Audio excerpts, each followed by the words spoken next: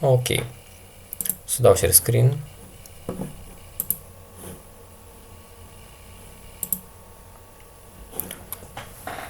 Și cum ziceam, o să începem să vorbim despre probabilități, să fie niște noțiuni introductive.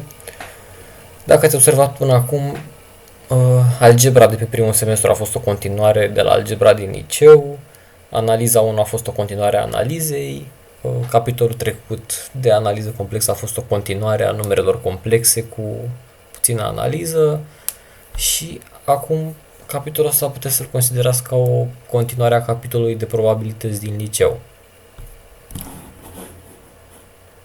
Și o să stabilim, o să vorbim despre câteva noțiuni introductive înainte, care sigur le-ați discutat și la curs.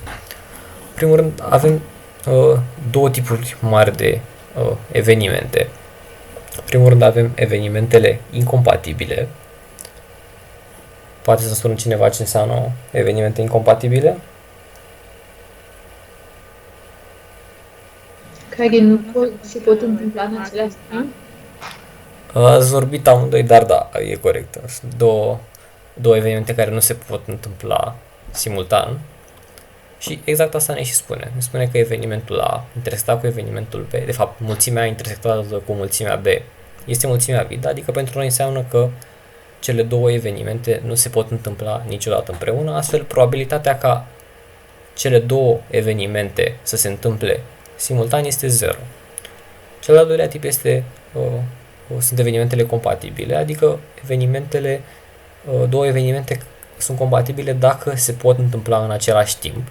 Adică când noi vorbim de evenimente, dar scrierea noastră matematică, dacă vreți, va presupune scriere de mulțimi. În cazul ăsta, mulțimea intersectată cu mulțimea B va fi diferită de 0.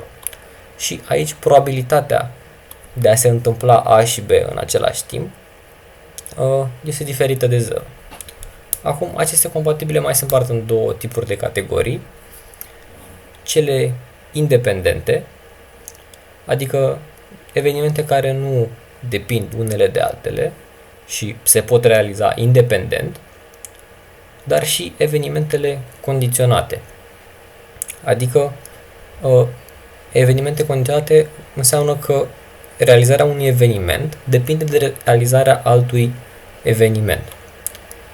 Și în cazul ăsta probabilitatea ca A și B să se realizeze în același timp este egală cu probabilitatea lui B ori PB de A, adică probabilitatea de a se realiza A în condițiile în care s-a realizat B. Și cam astea sunt noțiunile teoretice fundamentale pe care o să se bazeze seminarul de astăzi. E foarte important. Dacă ați înțeles lucrul ăsta de evenimente condiționate și independente, o să fie foarte ușor. Haideți să vedem problemele. În general, problemele aici o să fie mai mult de analizat și de înțeles cerința, nu o să fie foarte mult descris, pentru că descris o să fie doar calculul unei probabilități, lucru care nu e neapărat foarte, foarte costisitor și foarte, foarte încărcat. Să citim problema. Un lot de 100 de produse este supus controlului de calitate. Condiția ca lotul să fie respins este de a găsi cel puțin un rebut din 3 produse alese aleator din lot.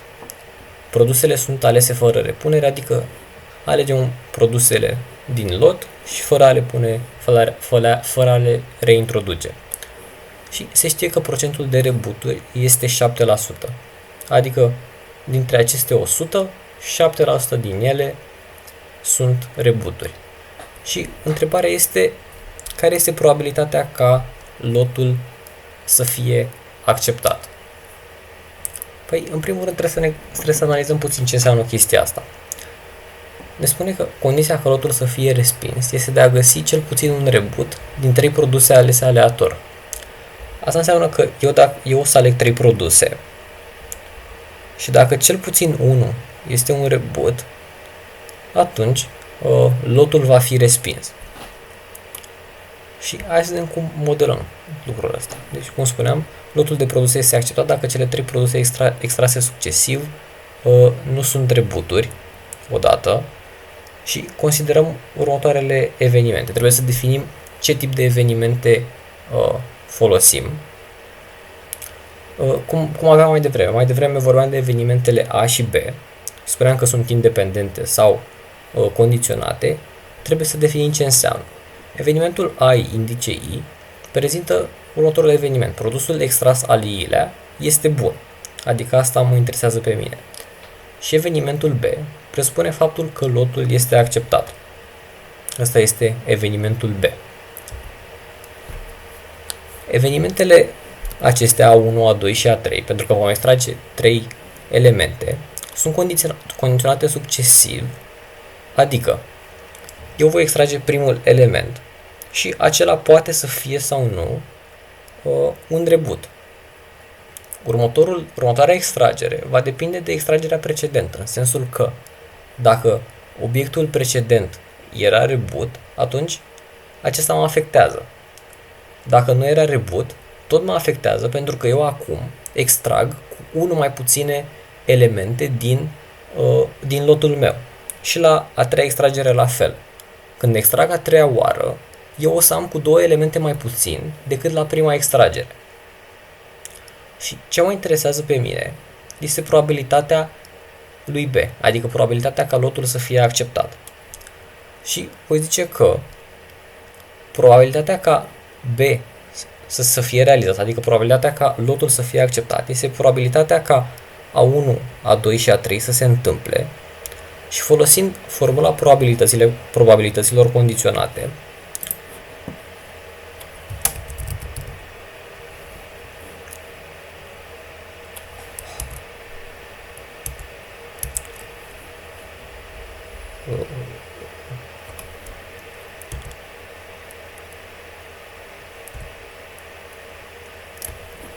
ok, căutam formula asta, dar ideea e că formula asta spune în felul următor.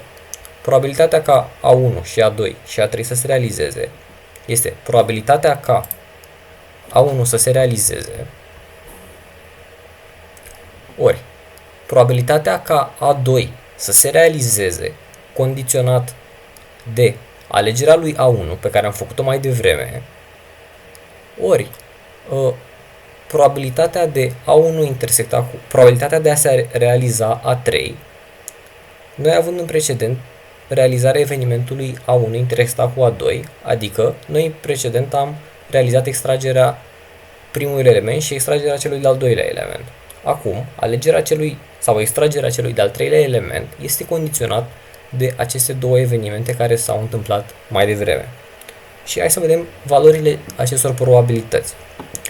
Probabilitatea lui A1, adică probabilitatea ca primul să fie bun, este numărul de cazuri favorabile pe numărul de cazuri posibile, adică numărul de produse care nu sunt rebuturi supra numărul de produse totale. Adică în cazul ăsta știam că am 7% procentul de rebuturi, deci înseamnă că 7% din 100, adică 7 din 100 sunt rebuturi, deci asta înseamnă că rămân 93 de produse bune. După care, următoarea probabilitate este de a extrage, este ca al doilea produs extras să fie bun, dar acest lucru este condiționat de extragerea anterioară și vom avea 92 supra 99. Adică vom avea de ales de acum 92 de produse bune din 99. La a treia extragere, pentru că am mai scăzut cu 1 numărul de produse bune, o să avem 91 de produse bune supra 98 de produse totale din care vrem să alegem. Adică scopul este ca noi la fiecare alegere să nu avem un rebut. Și probabilitatea este 0,8 atâta dacă faceți calculul acesta. Și aici am avut un exemplu de evenimente condiționate. Dacă vi se pare că stau să explic prea mult anumite chestii, să-mi spuneți că pot să trec și mai repede. Mi se pare că e mai important de explicație aici, să înțelegem de ce e probabilitatea aia în felul ăla decât calculul efectiv, pentru că calculul e foarte scurt.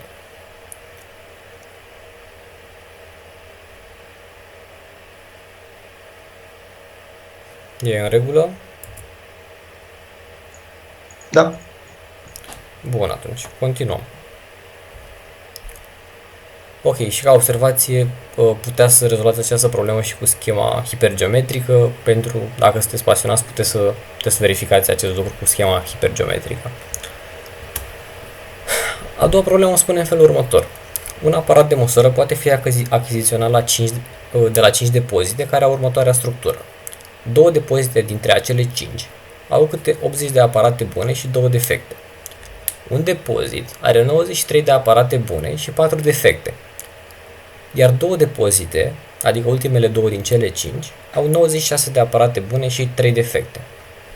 Întrebarea este, care este probabilitatea ca, alegând la întâmplare un aparat dintr-unul din cele 5 depozite, acesta să fie defect? E bine, trebuie să ne gândim câte alegeri vom face. Câte alegeri facem în această, spunem, această decizie totală de a alege un aparat, câte decizii luăm? 2, pentru că alegem o dată din ce depozit luăm aparatul și după alegem aparatul. Exact, foarte corect. Mai întâi alegem depozitul din care extragem aparatul și apoi alegem efectiv aparatul. Și, din nou, trebuie să ne definim evenimentele. A indicei în cazul nostru o să fie aparatul ales provine de la al i-lea depozit și evenimentul B constă aparatul este defect, adică ceea ce ne interesează pe noi. Să vedem care este probabilitatea de a alege chiar un aparat defect. Și având în vedere faptul că aparatul este ales la întâmplare, adică șansa de a alege oricare dintre cele 5 depozite este aceeași, adică evenimentele A1, A2, A3, A4 și A5 sunt echiprobabile, adică șansa lor de a se întâmpla este identică. Spre exemplu, acest lucru n-ar fi fost adevărat dacă ne spunea faptul că e mai probabil să alegem din primele 2 depozite decât din ultimele 3. Acest lucru ar fi complicat problema, dar în cazul ăsta este aceeași șansă de alegere a depozitului. Deci asta înseamnă că acestea formează un sistem complet de evenimente, adică probabilitatea tuturor evenimentelor este 1. Adică probabilitatea de a alege unul dintre cele 5 depozite este 1 pe 5 și aplicăm formula probabilităților totale, care zice în felul următor. Probabilitatea ca B să se realizeze, adică ca aparatul ales să fie defect, este suma probabilităților lui AK înmulțite cu probabilitatea de a se realiza B condiționat de AK. Bun. Și haideți acum să ne uităm. Deci o să avem o sumă de 5 elemente care va fi câte un produs. P de AK am stabilit că este 1 pe 5, deci va fi 1 pe 5 la toate cele 5, iar probabilitatea ca B să se realizeze având AK condiționat, în cazul ăsta este 2 supra 82, pentru că avem două defecte din cele 80. Asta înseamnă că o să avem 2 supra 80. La a doua vom avea tot 2 supra 80 pentru că, supra 82 pentru că este același depozit.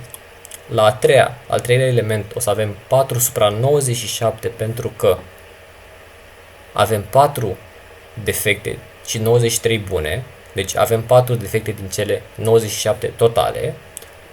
Și la ultimele două depozite sunt identice. Asta înseamnă că o să avem 3, adică cele defecte, supra numărul total, adică supra numărul de cazuri totale, adică supra 3 plus 96, care este 99. Și dacă facem calculul, o să obținem o probabilitate de 0,03. Adică o probabilitate, dacă vreți, în procente de 3% de a alege un aparat defect din cele 3 depozite.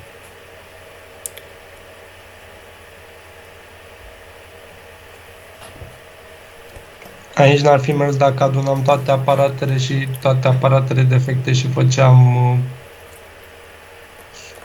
fracție, efectiv. Păi nu ar fi fost ok. Nu cred că ar fi fost ok pentru că, vezi tu, aici două decizii de luat, cum a spus și colega ta mai devreme. Mai întâi trebuie să alegem depozitul, iar apoi o să alegem ce aparat luăm de acolo. Nu este la fel. Știu că ar putea să pară la fel. Tu ce zici tu e că hai să pun toate astea într-un singur loc și să aleg de acolo, nu? De fapt și Da. de drept ar fi fost la fel, dar trebuia împărțit la cel 1/5, pentru că N-ai fi avut tu acel adun 1 pe toate 5. aparatele, dar ai șanse echiprobabile să iei de oriunde. Exact, Păi da, exact. dar n-ar fi Atunci ar trebuit fi ca să împărțit la 1/5 și să- cred că ar fi ajuns tot acolo. Păi cred că nu puteam decât doar dacă aveam aceeași structură la depozite, că așa diferă șansa depozitului în sine de a fi un aparat defect. Exact, exact. Depozitele sunt structurate Da. diferit. Deci, Deci trebuie adunate probabilitățile, nu aparatele, corect. aici sunt probabilități, da. În paranteză aici sunt probabilități. Și mai un exemplu, cred că chiar problema următoare, la care m-am gândit și eu la treaba asta și chiar am făcut o comparație și o să vedem cum diferă probabilitățile dacă am gândit cum ai zis tu. Și vedeți, e foarte importantă noțiunea asta de probabilități sau de evenimente condiționate, pentru că asta este de fapt probabilitatea corectă. Și nu putem să facem cum ai zis tu, pentru că sunt două decizii de luat care ne influențează nouă probabilitatea. Ok? Da, eu făcui calculul și tot 003 îmi dădu acum, nu știu. S-ar putea să fie și o coincidență. Hai să vedem problema următoare, unde am încercat și eu să fac ce ai zis tu și o să vezi că nu dă la fel. Ok.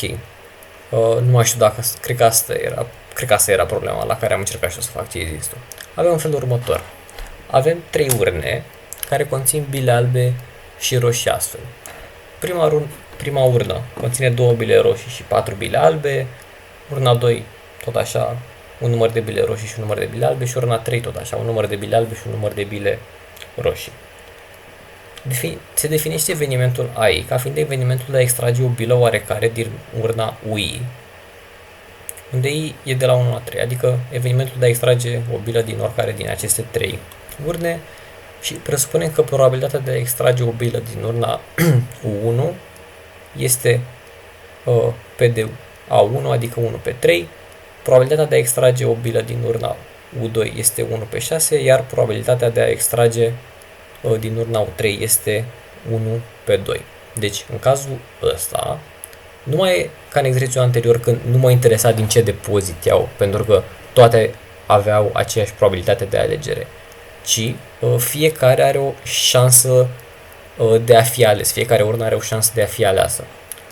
Zice că se face o singură extragere, nu se specifică urna și se cer următoarele.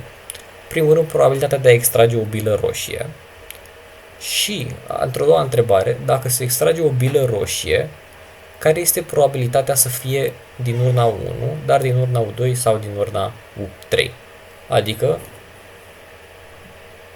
care este probabilitatea să fie o anumită urnă, având ca precondiție faptul că bila este roșie. Adică știind că bila este roșie, obținem rezultatul care este probabilitatea să fie bila dintr-o anumită urnă. E un pic mai ciudat, adică nu este ca ceva obișnuit, nu știu, de exemplu, care e șansa să alegem o bilă de un anumit tip, ci e oarecum invers. Care e șansa ca la prima decizie să fi luat decizia de a alege o anumită urnă? Păi trebuie să definim evenimentele, mă rog, să le scriem, că erau definite deja. A1 este probabilitatea de a extrage o bilă din prima urnă, la A2 din a doua urnă și la 3 din a treia urnă, iar B, adică evenimentul, să zicem, rezultat care ne interesează, este ca bila să fie roșie. Avem probabilitățile de a alege una din cele 3 urne și observăm următorul lucru. Aceste 3 evenimente formează un eveniment complet de evenimente, cum spuneam și mai devreme, adică suma probabilităților este 1 și, cum zice aici, bila roșie se poate extrage din oricare din cele 3 urne. Probabilitatea extragerii este condiționată pentru că structura urnelor nu este identică, cum mai devreme nu era identică structura celor 3 depozite. Bun, asta înseamnă că o să avem 3 probabilități de a alege ca bila noastră să fie roșie. Odată probabilitatea ca bila să fie roșie, având în vedere extragerea din A1, odată probabilitatea ca bila să fie roșie, având ca extracție urna 2 și la fel cu urna 3. Și cam asta este, totul depinde de structura celor 3 urne.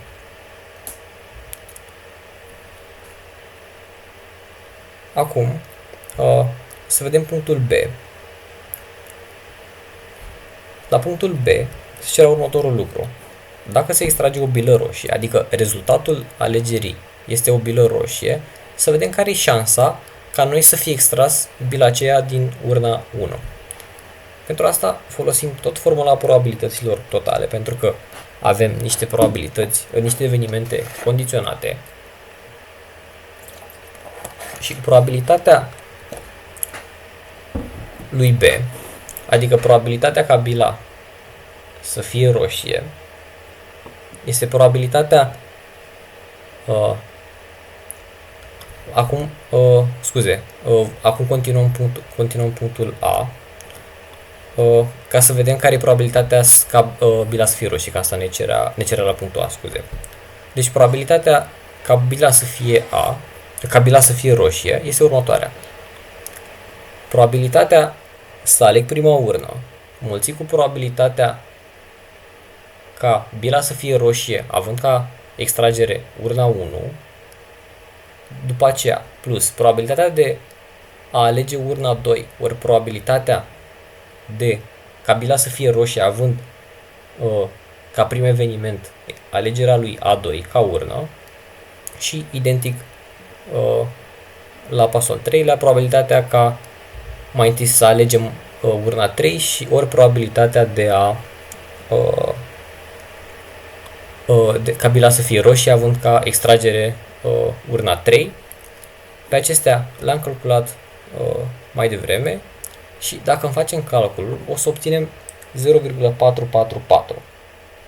Și observați că aici am pus, este foarte important acest PDA1, PDA2, PDA3 pentru că el ne spune care e șansa să alegem o anumită urnă. De data aceasta nu mai avem aceeași șansă pentru toate cele 3 urne, cum aveam mai devreme.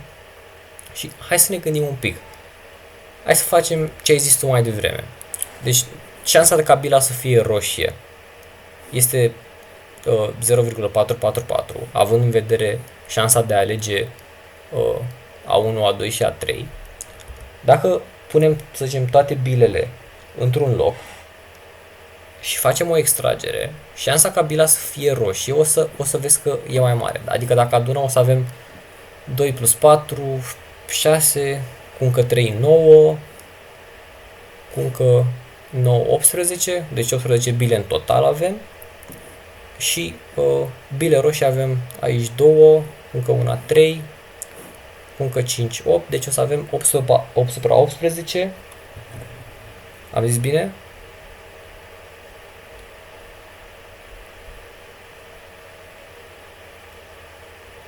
Da, așa cred. Da, și aparent tot la fel, dar cred că este vorba doar de o coincidență, pentru că pur și simplu eu când am făcut această probabilitate, adică dacă am pus toate bilele, să zicem, într-o urnă și am extras de acolo, eu n-am mai avut în vedere faptul că eu aveam o șansă mai mare să extrag din prima urnă decât din a doua urnă, de exemplu. Deci, e pur și simplu o coincidență. Pot fi cazuri în care să nu dea la fel, pentru că e și logic, fiindcă avem șanse diferite de a alege aceste trei urne. Adică, de exemplu, dacă urna 1 ar fi plină cu bile roșii și am avea și o șansă mare pentru ea ca ea să fie aleasă, atunci e clar că și șansa de a extrage în final o bilă roșie ar crește, pentru că crește și șansa de a alege fix din urna care conține cele mai multe bile roșii. Ok. Acum să vedem și punctul B. Deci dacă se extrage o bilă roșie, care e șansa ca ea să provină dintr-o anumită urnă? Pentru asta o să folosim formula lui Bayes,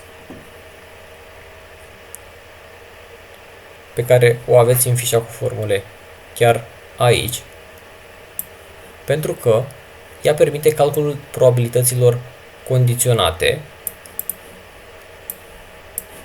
În cazul ăsta, cum ne cere să aflăm care e șansa ca o bilă extrasă să provină dintr-o anumită urnă.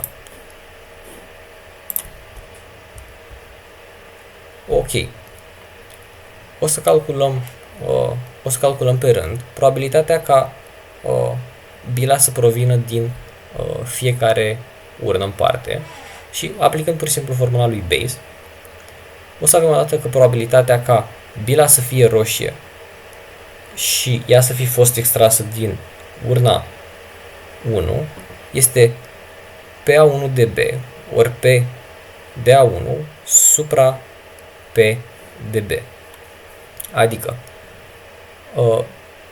probabilitatea de a extrage o bilă roșie având ca eveniment precedent alegerea primei urne, ori probabilitatea de a alege prima urnă supra probabilitatea ca bila să fie roșie și acest lucru îl avem și aici, este 1 pe 3 ori 1 pe 3 ori probabilitatea ca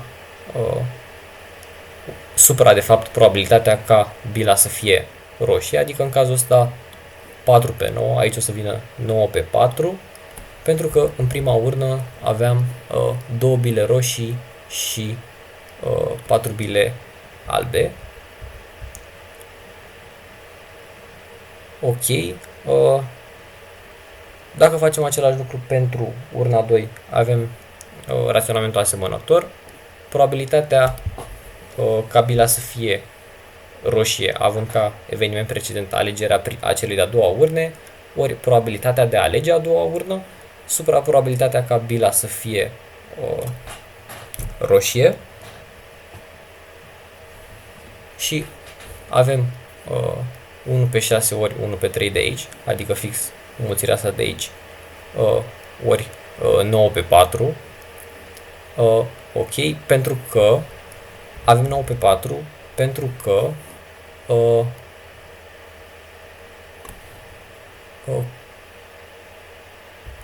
pentru că extragem... Atât e să alegem o bilă roșie, nu? Exact. E 4 pe 9, da. Exact, e 4 pe 9, dar e invers. Ideea e de a alege o bilă roșie. Bun, și la fel facem și pentru a treia urnă. Pur și simplu se schimbă mulțirea asta de aici pe care am calculat-o mai devreme aici și raționamentul este identic. Și haideți să analizăm puțin, să vedem dacă au sens cumva probabilitățile astea. De exemplu, pentru urna 3 am obținut cea mai mare probabilitate, adică dacă extragem bila roșie, cele mai mari șanse sunt ca ea să fie din urna 3, sau cel puțin așa ne spune rezultatul acesta. Și cumva are sens, pentru că în urna 3 avem 5 bile roșii, adică avem un număr mare de bile roșii în urna 3. Deci, cumva are sens calculul acestei probabilități.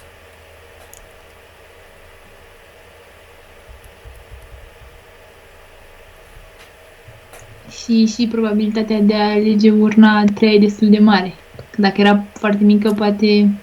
Da, și asta e corect, exact. Și asta ne influențează și probabilitatea de a alege urna 3 este foarte mare, este 1 pe 2, da, exact. Dacă era altă valoare aici, mai putea să crească sau să scadă probabilitatea respectivă. Cumva, dacă vreți, noi putem să modelăm niște decizii din viața reală folosind matematica, adică noi avem niște formule care funcționează și care ne dau rezultatul exact despre anumite alegeri pe care le facem noi.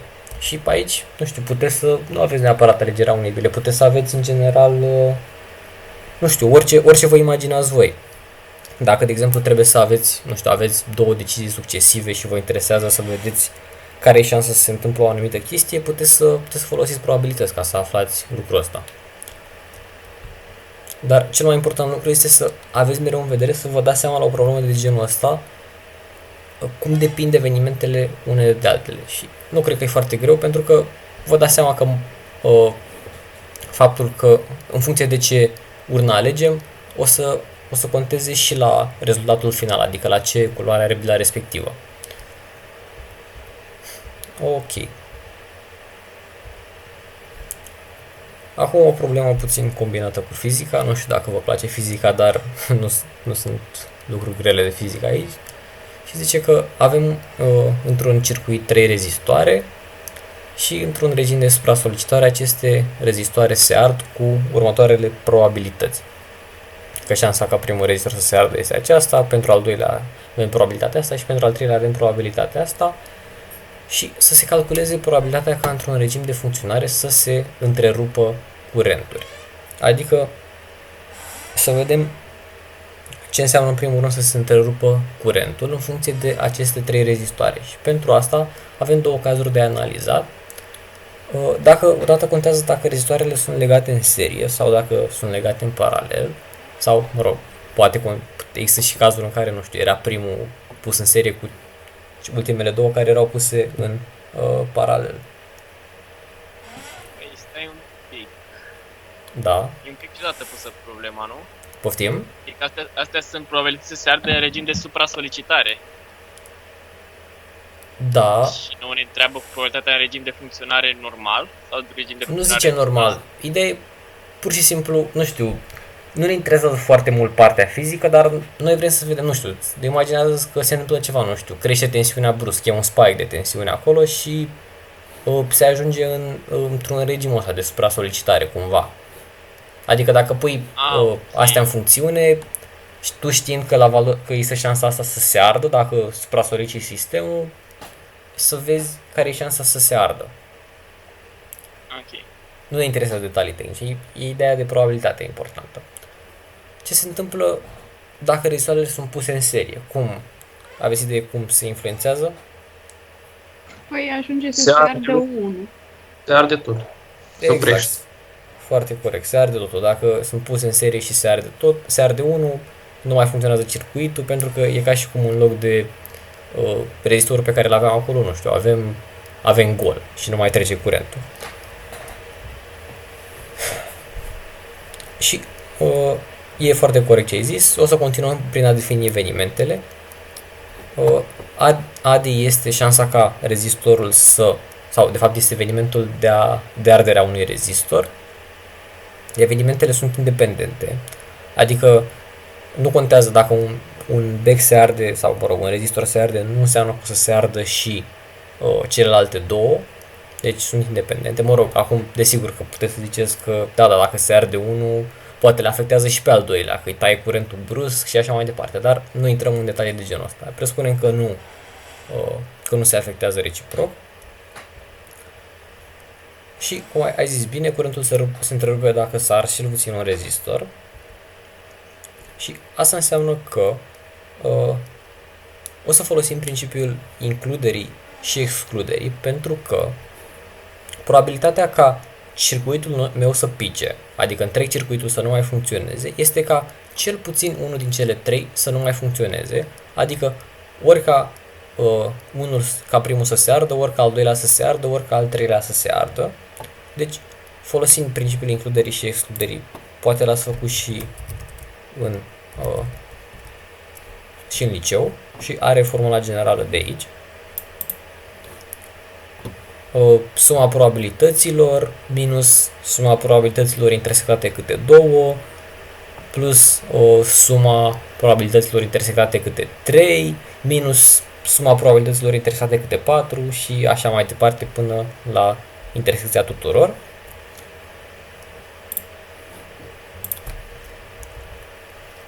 Ok. Deci, cum am zis, aplicăm principiul includerii și excluderii pentru n egal cu 3. Are forma aceasta și pe aceasta o știm, adică probabilitățile astea le știm. Problema e la restul probabilităților. Probabilitatea ca A1 și A2 să se ardă este P de A1 ori P de A2, adică știți foarte bine că intersecția se transformă în produs în calculul probabilităților. Același lucru se întâmplă și la astea de aici și la ultima intersecție. Și dacă facem calculul acesta, obținem o probabilitate de 0,07831, adică cam de 8%, 7% să se ardă circuitul, dar probabil că știți că în general nu se montează în serie. Asta e doar un scop didactic, în general se montează în paralel, ca să nu... Și aici vine și discuția legată de cele în paralel. Dacă sunt legate în paralel, trebuie ca toate să crape pentru a nu mai funcționa circuitul. Am și o observație. Da. Cum am calculat noi pentru serie, cred că am calculat probabilitatea să se ardă doar unul. Că până la urmă și dacă se ard două, circuitul tot e întrerupt. E corect. Dacă se ard două tot în același timp, e puțin probabil, dar Dar pe noi ne interesa nu să fie fix 1, să fie cel puțin 1 care s-a ars. Pentru că dacă vrei să vezi care e probabilitatea să se ardă fix 1, te uitai la PDA 1, care era 0,02 de exemplu. Știi? Nu, cred că s-a referit că noi am calculat să se ardă fix 1 aici. Și cred că cam așa e. Eu am făcut altfel un pic, mi-a dat un pic diferit rezultatul. Ideea e că am zis în felul următor, care e probabilitatea să nu se ardă niciunul și apoi am scăzut din 1 chestia asta. Și ți-a dat la fel? Mi-a dat acolo la decimale 79983. Și că am făcut ceva prost pe acolo, dar un pic diferit. Da, atunci da, presupun că e ok ce ai zis.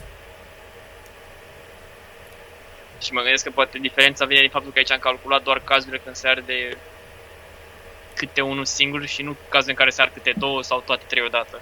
Păi, dacă facem cu reuniune, adică la includere și excludere, alea sunt automat incluse, n-ar trebui să fie asta problema. Eu mă referam că n-ar mai fi trebuit să scadem intersecțiile. Adică să lăsăm PDA1 plus PDA2 plus PDA3. Ca să zici că luăm... Și dacă făceam asta, ce zici că însemna? Că e probabilitatea să se ardă unul din ele sau oricare perechi de două sau chiar toate trei. Da, e interesantă și ideea asta. Dar nu ne-am pus problema să vedem dacă se ard două în același timp sau trei în același timp, pentru că e destul de puțin probabil, adică nu cred că are sens foarte mult pentru problemă, că... Da, din punct de vedere practic înțeleg care e ideea, că nu se ard două în general. Adică ceea ce vrem noi să zicem în problema noastră, cum o definim noi și cum o înțelegem, este că ori se arde primul, ori se arde al doilea, ori se arde al treilea. De asta nu. Păi așa am obține 007 și așa am obținut 0078. Deci e chiar foarte mică diferența. Da, e mică diferența. Totuși, trebuie schimbat un pic aul acela, enunțul, când am rezolvat. Da. Că noi am și calculat doar că se ardă un rezistor, nu pentru toate 3, nu? Da, noi am Sau calculat câte să se ardă, deci fix asta am calculat, să se ardă unul dintre cele 3, asta am calculat, ai zis bine. Da, da. Ori primul, ori al doilea, ori al treilea. Păi nu, eu nu înțeleg. La reuniune nu pot să fie și cazurile în care s-au ars amândouă? Adică ce treabă are că s-a ars? Da, da, scădem dacă Asta se... înseamnă că Adică e ca la sau. Da, Reuniunea. păi da, exact e ca la sau, ai zis bine, dar nu te uita la formula asta, asta e pur și simplu o formulă matematică. Hai să ne uităm la ce e aici. Ce înseamnă în general când ai sau? Că măcar unul dintre ele să se întâmple. Exact. Deci se întâmplă ori primul, ori al doilea, ori al treilea. Da, dar rămâne unul și când se întâmplă două. Adică nu afectează, nu e, nu știu, exclusiv, ca să zic așa. Adică când se ardă în același timp. Da, adică are unit cu A2, de ce să nu includă și cazul în care s-au ars amândouă? Da, presupun că e corect, adică dacă se ard două în același timp, e corectă afirmația asta de aici, pentru că s-a ars cel puțin unul, deci tot e corect. Deci e ok, da. Dar cu principiul includerii și excluderii, mie asta nu mi-e clar. Calculăm, practic e inclusă și, sunt incluse și cazurile în care se ard 2 sau 3 în același timp, sau nu? Că eu credeam că sunt incluse și cazurile în care se ard 2 în același timp. Cu principiul acesta. Ideea e, Adrian, poți să dai un pic la formule, la proprietăți ale Sigur, proprietăților? Uh, Cred că e explicat bine acolo, la 4, cred că e proprietăți, sunt proprietățile. 4, 2, la asta. nu, caută proprietăți. Aici, un pic mai sus. Aici, proprietatea 4, La asta zici? da, cred că e fix situația noastră, dacă vă De fapt, da, e corect ce zici. E foarte bună observația. Ideea e că dacă n-ar putea, adică dacă cele două evenimente n-ar putea să se întâmple în același timp, avem formula asta, cum a zis, n-am reținut, a zis un băiat mai devreme, doar să le adunăm pe cele 3. Dacă șansa ca ele să se întâmple în același timp e diferită de 0, adică e diferită de 0, atunci avem formula asta pentru principiul includerii și excluderii, adică ele, luăm în vedere și cazul în care ele se întâmplă în același timp, deci da, e ok, deci e corect ce ai zis. Deci aici sunt incluse toate cazurile, practic, când se arde unul singur, sau când se ard 2, sau când se ard 3. Da. Da. E corect. Eu nu m-aș fi gândit doar atât de departe, știi? Adică, pur și simplu, mă concentram mai mult pe ceea ce mă interesa pe mine. Adică pe mine mă interesa să se întâmple ori a 1, ori a 2, ori a 3 și știam că ele se pot întâmpla și simultan, deci folosesc principiul includerii și excluderii, dar da, e foarte bună observația. Mulțumim. Plăcere, Înțeles. ok. Uneori, da, sunt probleme pe care, nu știu, sau întrebări pe care le descoper așa cu voi și e interesant și pentru mine. Și în general, principiul includerii și excluderii, dacă l-ați folosit în liceu, îl folosesc în general la probleme de divizibilitate, adică, nu știu, care era șansa ca un număr să fie divizibil și cu 2, și cu 3, și cu 5. Cazul ăla, sau, mă rog, să fie divizibil cu 1 sau cu 2 sau cu 3 sau cu 5, de exemplu. Și în cazul ăla e un caz clasic de aplicare al principiului includerii și excluderii. Ok. Și acum ajungem la punctul B, în care rezistoarele sunt legate în paralel. Și cum ziceam aici, aici trebuie să se ardă toate. Deci, Darius, tu ai zis că ai calculat ăsta, nu? Sau? Da. Și cât ți-a dat? Ar veni să se ardă toate. Deci 0... Deci 4... 0,16 ar trebui să vină. Ok, 0,13 și un pic, mă rog. ok, hai să vedem. Ok. Da, dacă s-a mulțit-o. Ok, noi aici am calculat probabilitatea ca toate cele trei să se ardă în același timp. Adică și A1, și A2, și A3 să se întâmple simultan. Adică A1 intersectat cu A2 intersectat cu A3. Și în cazul ăsta avem niște... Da. Cred că ai făcut ceva ce nu era ok. În cazul ăsta avem niște evenimente de genul ăsta, în care A intersectat cu B este diferit de 0, adică, cum ați remarcat și voi mai devreme, că se pot întâmpla în același timp. Nu, ideea e că eu calculasem probabilitatea, deci am făcut în felul următor pentru subpunctul, am zis, ok, care e probabilitatea să nu se ardă circuitul? Înseamnă să nu se ardă niciunul, adică ar fi 0,98. Da, e ok, tu calculase pentru cazul când erau legate în serie, noi aici avem alt caz, deci e normal să dea diferit, e ok. Și din motivul ăsta sunt alte rezultate. Și numărul ăla include toate cazurile, de fapt, când se poate arde unul mai multe. Da, era mai complicat pentru că erau în serie și trebuia să se ardă cel puțin unul, aici trebuie să se ardă toate. Deci, cum spuneam, reuniunea intersecția e transformată în înmulțire când calculăm probabilitatea. Ok. Bun, atunci cred că e fără 10. Putem să luăm o pauză, ce ziceți? Da. Ok, atunci luăm o pauză și revenim în 10 minute, la și 2 minute.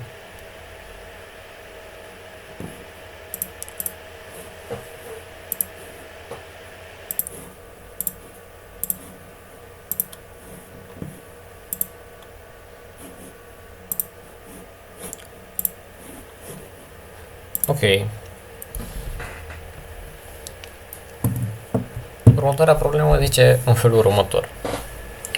Vârsta unui copac se poate determina ca produsul dintre diametrul trunchiului și raza de creștere a tipului de copac. Într-o pădure, 80% dintre copaci au diametrul de 20 de cm și 20% dintre ei au diametrul de 10 cm. Acum, dintre copacii cu diametrul de 10 cm, adică dintre acei 20% din copacii totali, 40% au rata de creștere de sub 5, iar dintre copacii cu diametrul de 20 de cm, o treime au rata de creștere de sub 2,5. Se alege un copac la întâmplare. Care este probabilitatea să aibă cel puțin 50 de ani? Știu că poate asta sună ca o problemă de genul aveți viteza și timpul și care e distanța până la soare sau ceva de genul ăsta, dar e ok dacă stăm să analizăm puțin. Rata de creștere se referă la an pe an? Adică câți ani face copacul într-un an sau cum? Adică sau de la înălțime? Sincer să fiu, nu mai știu exact la ce se referă chestia asta, dar vedem acum. Ok. Bun, deci în primul rând să vedem ce cere. Care e probabilitatea să aibă cel puțin 50 de ani? Hai să vedem ce înseamnă chestia asta cu ani, că nu avem ani nicăieri. Dar se zice în felul următor. Vârsta unui copac se poate determina ca produsul dintre diametrul trunchiului și rata de creștere a tipului de copac. Uite, ne zice aici. Deci aici putem să folosim rata asta de creștere. Pentru că e cumva... sunt niște detalii de care trebuie să ne folosim noi ca să determinăm ceea ce ne interesează. În cazul ăsta ne interesează anii. Deci asta înseamnă că produsul dintre rata de creștere și diametrul trunchiului este de 50. Deci asta înseamnă că 20, diametrul care poate fi 20 sau 10 înmulțit cu rata de creștere obținem 50 de ani. De exemplu, puteți să vedeți aici că avem și niște valori, de exemplu copaci cu diametrul de 10 cm, dacă înmulțim cu rata de creștere de 5, obținem chiar 50 de ani, deci avem niște valori valide, deci avem niște cazuri favorabile. Dar hai să vedem cum putem să determinăm lucrurile astea.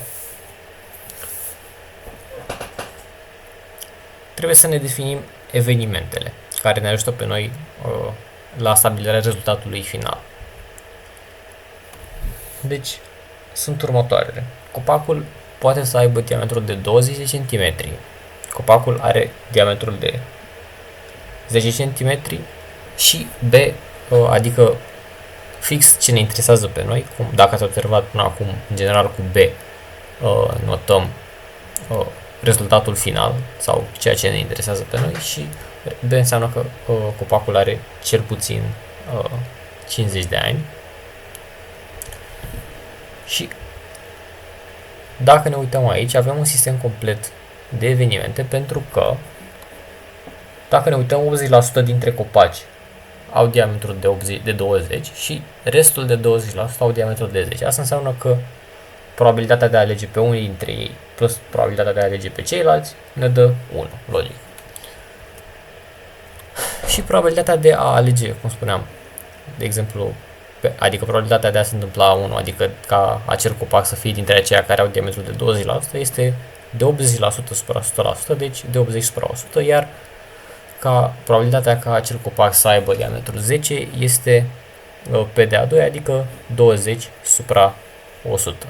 Deci am stabilit care e șansa ca un anumit copac ales să aibă un anumit diametru. Ei bine, acum, din acești copaci pe care i-am ales, vrem să vedem care e șansa ca acel copac ales să aibă diametrul, să aibă vârsta, de cel puțin 50 de ani.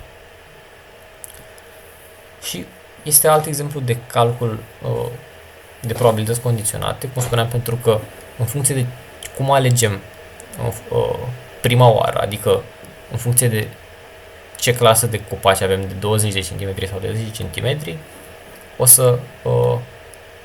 să ne influențeze rezultatul nostru, adică acela ca acel copac are măcar 50 de ani. În primul rând, prima probabilitate condiționată este probabilitatea ca cel copac să aibă cel puțin 50 de ani, acesta fiind unul dintre acei copaci care au diametrul de 20 de centimetri. Și acesta este de 2 pe 3. Dacă facem același lucru pentru al doilea tip, atunci o să obținem 60 supra 100, adică fix aceea care îndeplinesc nouă condiția. Și în final folosim tot așa formula probabilităților totale, pentru că avem niște probabilități condiționate și vrem să îl aflăm pe P de B. Noi am aflat acum probabilitatea condiționată de A1 și de A2 pentru B, mai rămâne să calculăm probabilitatea de B, adică probabilitatea ca acel copac să aibă 50 de ani, cel puțin, și avem probabilitatea de a alege. Oarecum puteți observa și o legătură, adică avem probabilitatea de a alege primul tip de copaci, apoi probabilitatea ca acel copac să aibă, acel copac ales din prima categorie de copaci să aibă vârsta de 50 de ani, plus probabilitatea de a alege al doilea tip de copaci, ori probabilitatea ca un copac ales din această categorie să aibă 50 de ani. Și având în vedere probabilitățile calculate mai devreme, pur și simplu înlocuim și calculăm și obținem o probabilitate de 0,65%. Pardon, de 0,65, deci de 65%, dacă vrem să vedem în procente. Tot așa e vorba de două decizii. Mai întâi alegem categoria de copaci, apoi alegem un copac din acea categorie și vedem ce ne interesează pe noi, adică în cazul ăsta vârsta, și vedeți că au mai fost câteva detalii, chestia asta cu rata de creștere și cu diametrul, dar acest lucru ai văzut că nu știam dinainte, pur și simplu am analizat puțin problema și mi-am dat seama să văd care-i treaba cu acest lucru.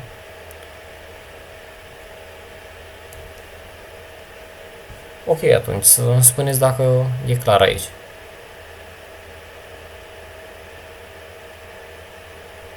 Da. Ok, atunci, super. Hai să mai vedem și problema aceasta. Cred că mai asta și încă una, dacă nu mă înșel. Și zice așa. Din mai multe controle asupra activităților a 3 magazine, se apreciază că acestea au înregistrat corect marfa vândută în proporție de 90%, 80% și respectiv 70%. Deci putem să intuim că în problema asta o primă decizie va fi alegerea magazinului, având în vedere ce probleme am mai lucrat până acum. La un nou control, comisia solicită 50 de documente privind activitatea comercială, 20 de la primul magazin, 15 de la al doilea, 15 de la al treilea. Dintre acestea, se alege unul la întâmplare pentru a fi verificat și se constată că este corect înregistrat. Care este probabilitatea ca acest document să aparțină primului magazin? Ei bine, dacă ne gândim puțin, vedem că avem din nou un șir de decizii și avem și rezultatul deciziei sau rezultatul alegerii pe care am făcut-o, adică acela ce înseamnă că acesta verificat, ce era ăsta, un document, acesta verificat este corect înregistrat. Deci avem deznodământul și acum vrem să aflăm, având în vedere deznodământul ăsta, care e șansa ca acest document să fi fost de la primul magazin. Păi, hai să ne stabilim evenimentele, nu? Primul rând, A1, A2 și A3, A1, A2 și A3 reprezintă probabilitățile ca documentul să vină de la unul dintre cele 3 magazine. A1 înseamnă că reprezintă evenimentul ca documentul să fi fost de la primul magazin, A2 să fie de la al doilea magazin și A3 să fie de la al treilea magazin. Avem un set complet de evenimente, asta e foarte important, dacă nu am fi avut asta, n-am fi putut să continuăm. Și ce înseamnă set complet de evenimente? Înseamnă că dacă însumăm probabilitățile celor 3 evenimente, obținem 1. Și e corect pentru că sunt 3 magazine cu șanse egală de alegere, deci am avea 1 pe 3 plus 1 pe 3 plus 1 pe 3 și este ok. B este deznodământul, deci evenimentul ce reprezintă deznodământul pentru problema noastră și înseamnă că documentul controlat este corect.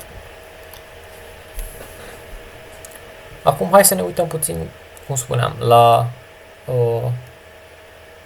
ce înseamnă sistemul complet de evenimente. Înseamnă șansa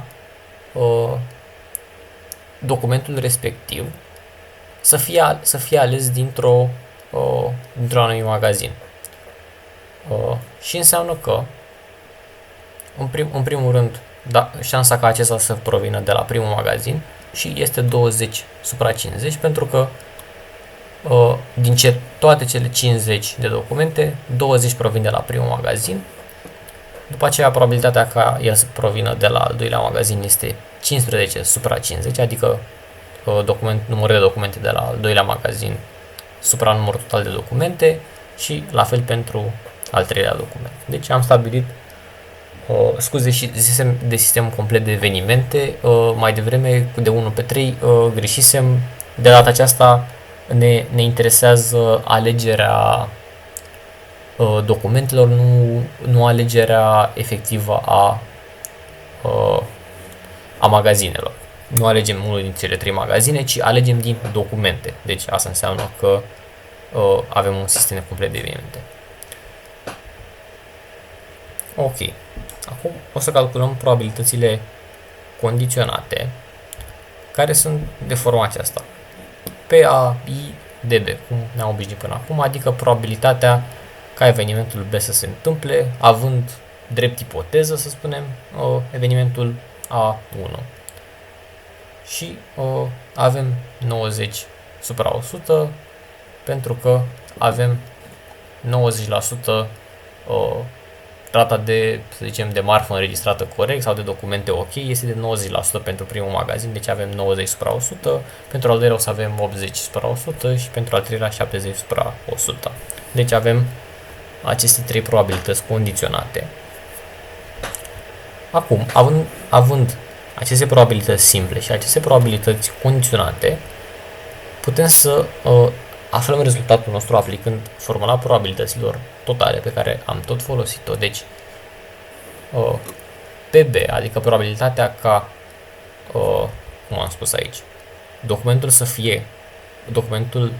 să fie corect, adică documentul controlat să fie în regulă, este probabilitatea de A1, adică probabilitatea ca documentul să provină de la primul magazin, ori probabilitatea ca documentul să fie în regulă și să provină de la primul magazin, după aceea probabilitatea să fie de la al doilea magazin și probabilitatea ca el să fie ok și să fie ales de la al doilea magazin și așa mai departe. Deci, cum am spus, puteți să observați această legătură între P de A1 și P A1 de B. Unul reprezintă în general prima alegerea dintr-o mulțime, să spunem, iar al doilea reprezintă probabilitatea deznodământului raportat la prima mulțime, adică în cazul ăsta la A1. Și pe toate acestea le-am calculat mai devreme și dacă facem calculul obținem această probabilitate care este destul de bună și are sens pentru că dacă ne uităm în general probabilitățile astea sunt destul de mari și șansa de a alege primul magazin este destul de mare, este 20, deci are sens probabilitatea asta. Asta așa ca o observație pentru voi să o verificați. Acum, ce ne interesa pe noi de fapt? Acum am aflat probabilitatea ca, cum am spus, ca documentul să fie corect. Și acum ne interesează probabilitatea ca acest acest document să fie corect și să fie ales din primul magazin. Și aici aplicăm formula lui Bayes, care se bazează pe probabilități condiționate și haideți să ne uităm un pic, adică să ne uităm din nou la ea.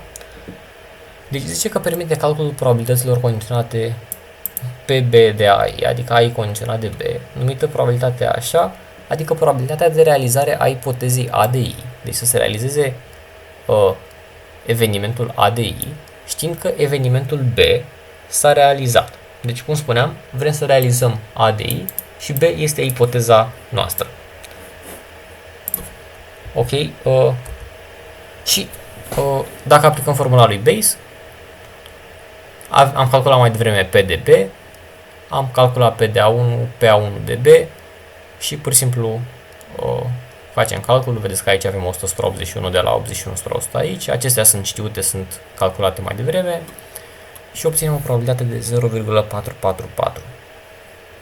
Și scuze, aici mă referam la probabilitatea de a alege,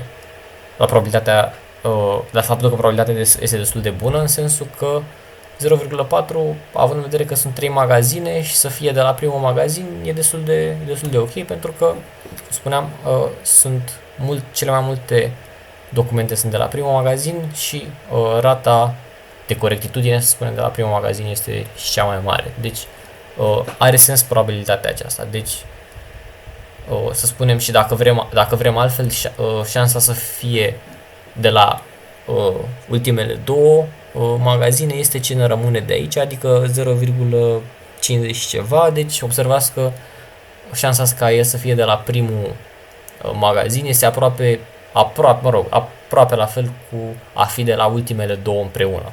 Deci are destul de mult sens probabilitatea. Aș avea o întrebare, că nu sunt sigură dacă am înțeles corect, legat de sistemul complet de evenimente de pe slide-ul anterior. Da. Această problemă se referea la faptul că practic avem 20 de documente de la primul, 15 de la al doilea, 15 de la al treilea și în total fac 50 câte documente sunt... Sau nu la asta se referea? Exact la asta se referă. Se referă la faptul că nu se referă neapărat la numărul de documente, ci la probabilități. Se referă la faptul că suma probabilităților este 1. Asta înseamnă sistem complet de evenimente. Faptul că dacă tu îți definești niște evenimente cu anumite probabilități, suma lor trebuie să fie 1 pentru ca sistemul complet de evenimente pentru ca sistemul să fie complet. Altfel nu ar avea sens. Spre exemplu, cum am avut noi problema de mai devreme în care aveam 1 pe 3 șansă să alegem dintr-un depozit, 1 pe 3 din alta și 1 pe 2 din alta. Dacă, nu știu, aveam de exemplu 1 pe 5 cu 1 pe 5 și cu 1 pe 6, suma lor n-ar fi dat 1 și n-ar fi avut sens. Adică tu ai niște probabilități de alegere pentru câteva evenimente și pentru restul până la 1 ce se întâmplă? E nedefinit cumva și nu are sens. De asta trebuie să verificăm lucrul ăsta. Și era clar că o să fie sistem complet de evenimente pentru că ne și spunea că sunt 50 și suma tuturor de aici dă 50, cum ai zis tu, e ok. Ok, și practic dacă nu era sistem complet de evenimente, nu puteam să mai continuăm. Deci în probleme pe care să le putem rezolva, nu prea putem întâlni un sistem care să nu fie complet, nu? În general, da, și în seminarul ăsta cel puțin nu întâlnim. Acum, nu știu ce să zic dacă n-ar fi fost, poate s-ar fi cerut altceva la de problemă, dar în general, cu metodele astea și cu logica asta, ar trebui să fie un sistem complet de evenimente ca să poți să aplici. Am înțeles, mulțumesc. Cu plăcere. Bun, deși De asta... asemenea, la sistemul complet de evenimente, cel puțin în definiție, era să se respecte faptul că nu se întâmplă simultan. În cazul ăsta se întâmplă, e adevărat. Pentru că nu poți să am un document și de la primul și de la al doilea. Ok, dar sigur este și... și ți-am zis și eu ieri. Da, și ce ai zis tu, sunt două condiții, ce ai zis tu și asta. Da, ai dreptate. Ok, deci este aici puțin mai riguros scris. Vreau să văd dacă era undeva scris mai în limbaj natural, ca să zic așa. Dar oricum, e ok și scrierea asta e un pic mai riguros scris, dar e ok, e ce ai zis, să vezi că aici avem reuniunea lor să fie acest sigma și asta înseamnă, practic asta înseamnă, e treaba cu probabilitatea și asta este ce a zis Darius, adică să fie independentă, să se poată realiza separat oarecum. Ok. Bun. Să vedem, este... Deci mai avem problema asta și încă una și e ok, avem timp. Bun, hai să vedem aici. O urnă conține 4 bile albe și 6 bile negre. Se extrage o bilă, se înregistrează culoarea și se pun la loc în urnă 2 bile de acea culoare. Care este probabilitatea ca în 3 extrageri să obținem 2 bile albe și o bilă neagră? E bine, aici e un pic diferit. E un pic diferită de ce am mai întâlnit până acum, dar nu trebuie să ne speriem. Trebuie să ne gândim care sunt acele decizii pe care le luăm și care sunt acele probabilități condiționate. Ia să ne gândim. Dacă extragem o bilă, îi reținem culoarea și apoi punem la loc 2 bile de acea culoare. Deci ca să știm asta, noi cumva va trebui să ne definim cazurile astfel încât să putem calcula probabilitatea. Aici nu se referă în ordine 2 bile albe și una neagră, nu? Ordine aleatoare. Da, exact. Deci să obținem 2 bile albe și o bilă neagră. Câte șanse sunt? Câte variante sunt de alegere? În orice ordine. 3 variante, exact. Asta înseamnă că noi va trebui să alegem fiecare caz de genul ăsta în parte. Și să începem prin a defini evenimentele. Prima bilă extrasă este albă, a doua bilă extrasă este albă, a treia bilă extrasă este albă. Și ce ne interesează pe noi, să extrag 2 bile albe și una neagră în orice ordine, nu contează ordinea. Acum hai să vedem care sunt acele 3 cazuri pe care le-ați zis voi. Primul este acesta. Extragem două bile albe la rând și a treia este neagră, deci avem evenimentele A1, A2 și A3 negat. Observați că aici ne folosim de scrierea negată a lui A3. Nu prea avea sens să definesc încă, nu știu, mai multe evenimente în care să zic bila extrasă este neagră. E logic că dacă nu este albă, este neagră, deci e mai ok să definim în felul acesta. Și sunt condiționate succesive, adică eu după ce extrag prima bilă, îmi și zice că se pun în loc două bile de aceeași culoare, deci asta înseamnă că următorul eveniment o să fie condiționat de, adică A2 o să fie condiționat de A1. Și la fel valabil și pentru A3, pentru că e oarecum logic că extrag o bilă și pun două de aceeași culoare în loc, deci crește numărul de bile total și numărul de bile alb. Deci asta înseamnă că o să ne afecteze mie valoarea finală.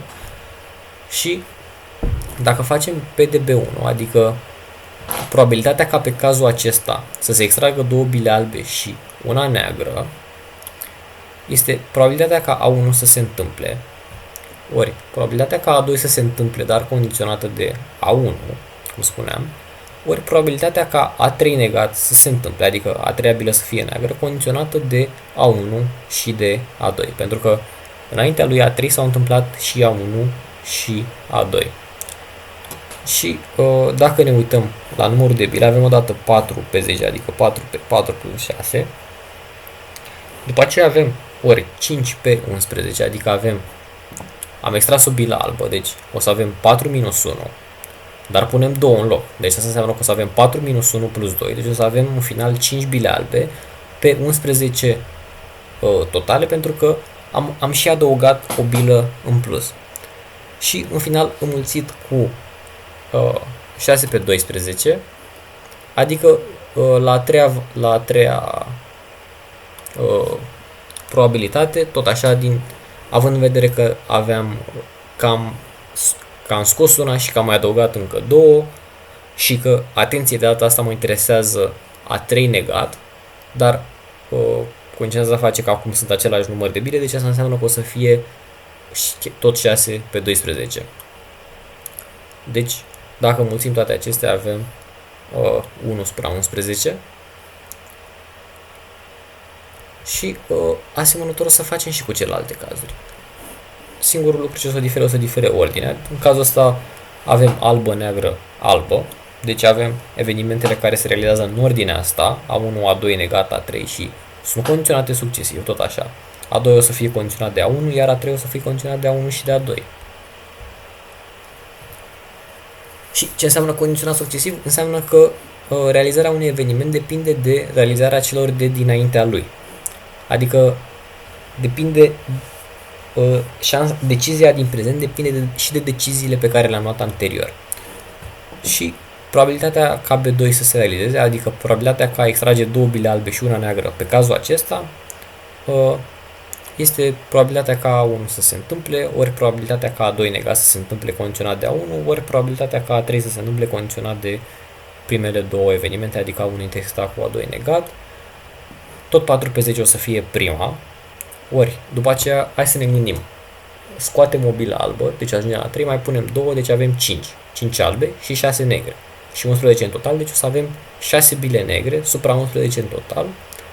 Ori, aici o să scoatem una, aici nu o să mai facem, de fapt, aici având în vedere că a fost o bilă neagră, acum o să scoatem și o să punem înapoi două bile negre. Asta înseamnă că aici o să crească numărul de bile negre.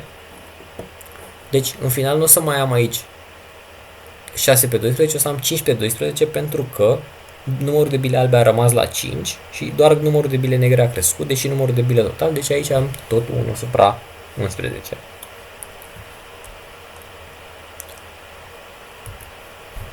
Acum, ultimul caz, prima bilă e neagră, apoi a doua este albă și a treia este tot albă și asemănător avem probabilitatea lui B3, care este probabilitatea lui A1 negat, ori probabilitatea lui A2 condiționat de A1 negat, ori probabilitatea lui A3 condiționat de A1 negat intersectat cu A2. Mai întâi avem probabilitatea lui A1 negat, adică probabilitatea de a extrage o bilă neagră, care în cazul ăsta o să fie 6 pe 10, nu mai e 4 pe 6 ca până acum. Am scos o bilă neagră și am pus două negre înapoi, după care avem 4 pe 11 și 5 pe 12, pentru că aici am ales o bilă albă, deci o să înseamnă că scot o bilă albă și mai pun încă două în loc, deci sunt pe plus cu o bilă albă. Și observați că toate aceste probabilități sunt identice, indiferent de ordinea pe care am ales-o. Și acum haideți să ne gândim în felul următor. Pentru noi este favorabil să se întâmple ori B1, ori B2, ori B3, dar acestea se pot întâmpla în același timp?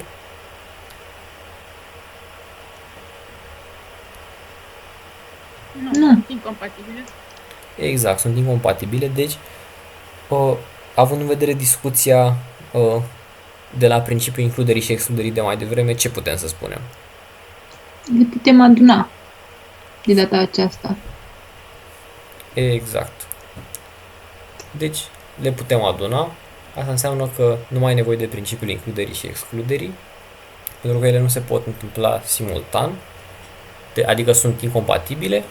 Deci, pur și simplu adunăm probabilitățile și obținem o probabilitate finală de 3/10.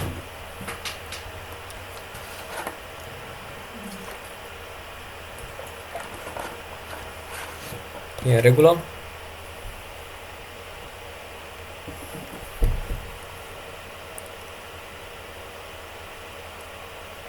Da. Bun. Ia să vedem ce probleme mai avem. La un examen auto se prezintă de 2 ori mai puține femei decât bărbați. Se știe că 30% dintre femei și 10% dintre bărbați nu trec examenul. Din sala de examen este un bărbat, care este probabilitatea ca acesta să fi picat examenul. Bun. Deci, haideți să ne gândim. Păi, chiar 10%, nu?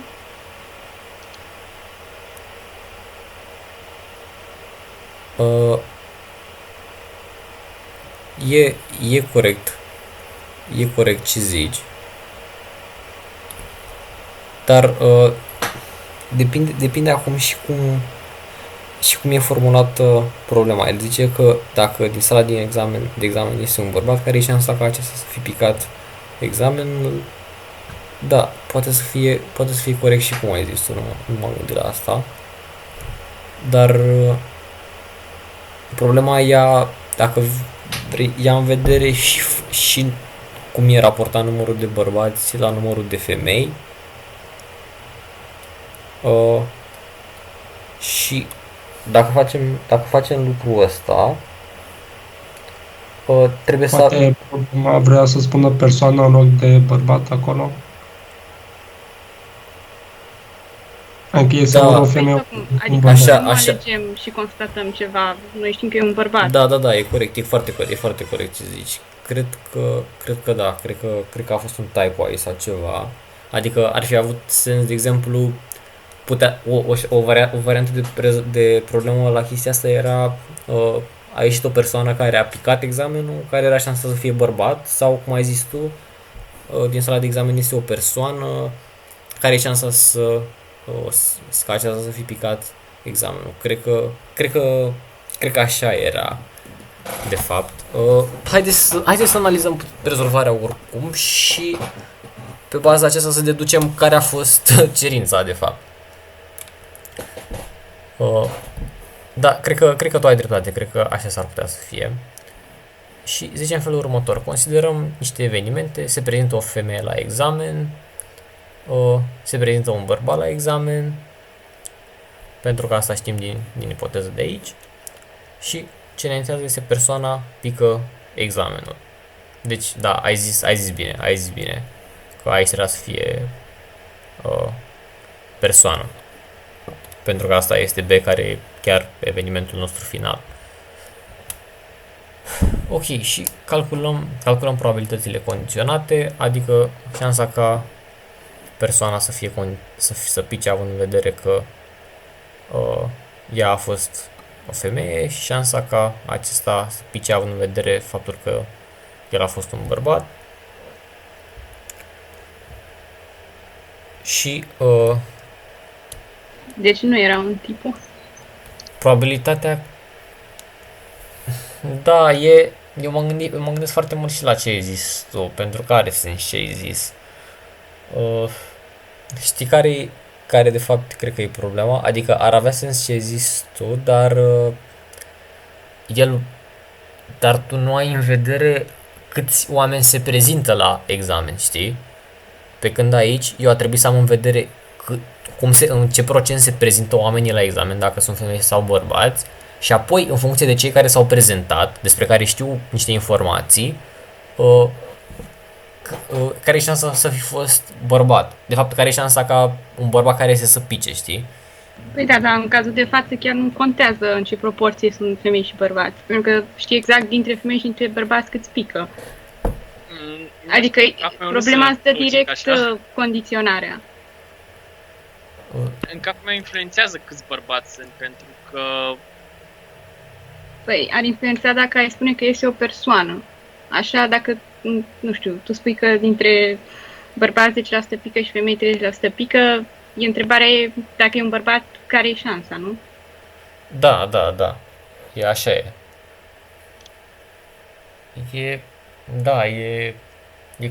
Mi se pare corect ce zici. Acum...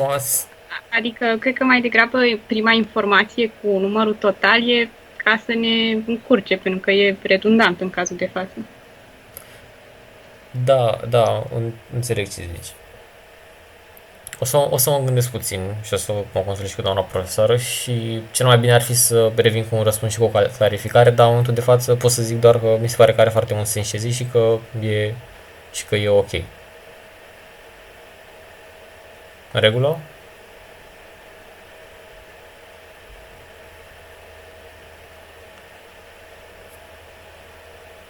Ok, presupun că da. Dacă Da, și asta a fost chiar ultima problemă din seminar. Dacă Ok. ar fi fost